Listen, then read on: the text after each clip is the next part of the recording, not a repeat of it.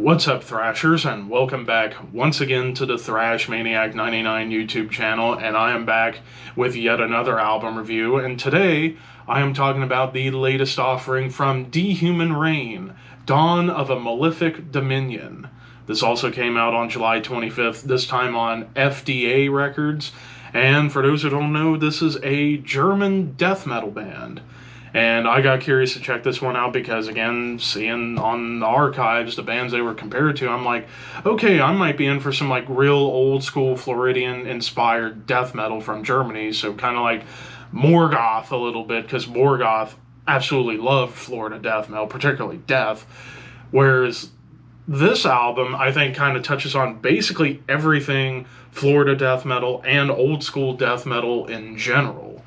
Like, even down to the production, it almost sounds like a Scott Burns mix. Like, it has that spirit behind it, which is really, really cool. And we kick things off with an intro track, The Invasion. You get an idea of the guitar tone on this, and it's just a chug that kind of sounds like they're doing their version of the Am I Evil riff from Diamond Head. But then you get into the true opening track, Cursed to Feed on Flesh.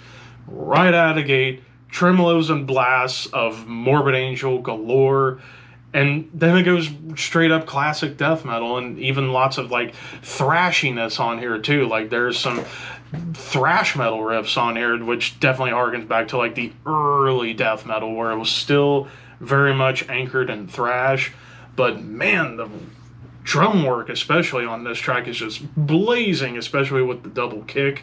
There's some really nice groove, and then lead-wise, might as well talk about the lead work across the board on this album.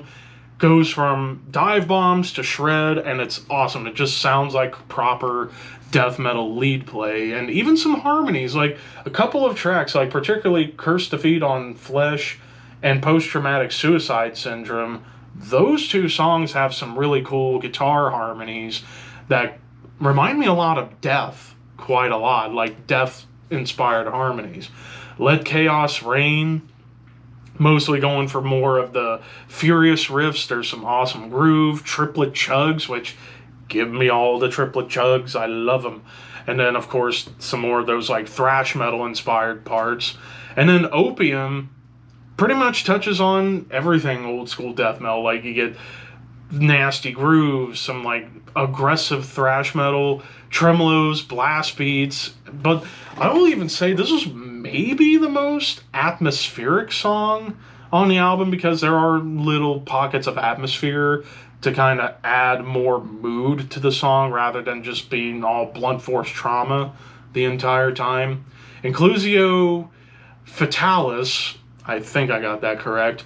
This one does incorporate a different groove on here. Like, it's more of like an Evil Doom groove, so there's a moment that it kind of borders on Death Doom a little bit to kind of add like a more like destructive quality in terms of the songwriting. But for the most part, blast beats, tremolos, it gets thrashy again. There's even like tasty lead melody before the actual solo. But one of the big standouts, actually the following two songs, I think were the big standouts on here. First, Post-Traumatic Suicide Syndrome. This feels like this was kind of inspired by like spiritual healing era death. Like, the riffs and the rhythms definitely harken back to that era of death for me. Even the groove, harmonies, even, like I said, very much fits in line with early death. But there's blast beats, which was something Death only really did on one song, and that was Baptized in Blood. Like, no other song in their catalog had blast beats.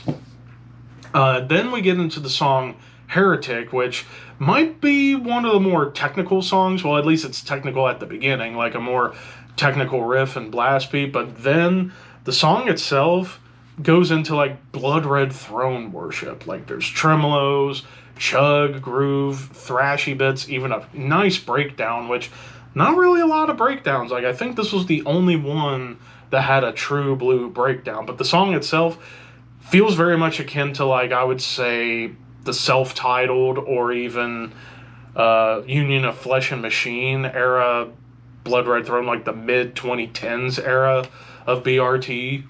And I really, really loved it for that reason, because you guys know how much I love BRT. The Ancient Enemy, this one, apart from some of the chugs and the tremolos, feels more closer to a thrash metal song than a death metal song, and it's very akin to Slayer and Sodom, I would say, for sure.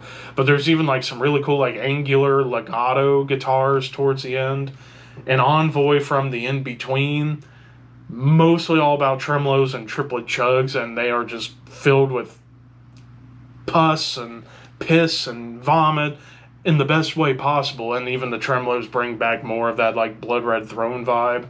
Preparing Armageddon, basically a perfect all-encompassing song of tremolos, double bass, chug, and groove. And then the closer is largely, it's another outro. It's clean guitars, but it is pretty. As far as like I said, the production, like I said, it feels very much like it could have been a Scott Burns production back in the early 90s, like 1990, 1991. It kind of has, like I said, it carries that spirit a little bit. Songwriting wise, just going for every classic death metal trope, but playing it very, very well. Like touching on almost everything old school death metal, even down to the doomy groove on Incluso Fatalis, which was a really cool nuance, and then even little hints of technicality on Heretic, and then getting into harmonies with Post-Traumatic Suicide Syndrome and Cursed Defeat on Flesh. Like, they're adding stuff on top of the cacophony of tremolos, blast, groove, chug, and thrash. So at least they're playing with a lot of different gears on here, which is awesome.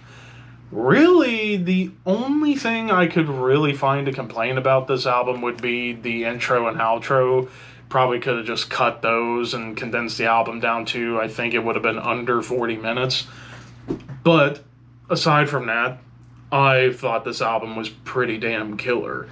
This is a 4.5 out of 5. I really, really dug this. Like, if you love old school death metal, and even like in terms of like modern bands, I would compare them to like Blood Red Throne, I would say like Skeletal Remains, and then classic bands like Death, Morbid Angel, Monstrosity, I would even say.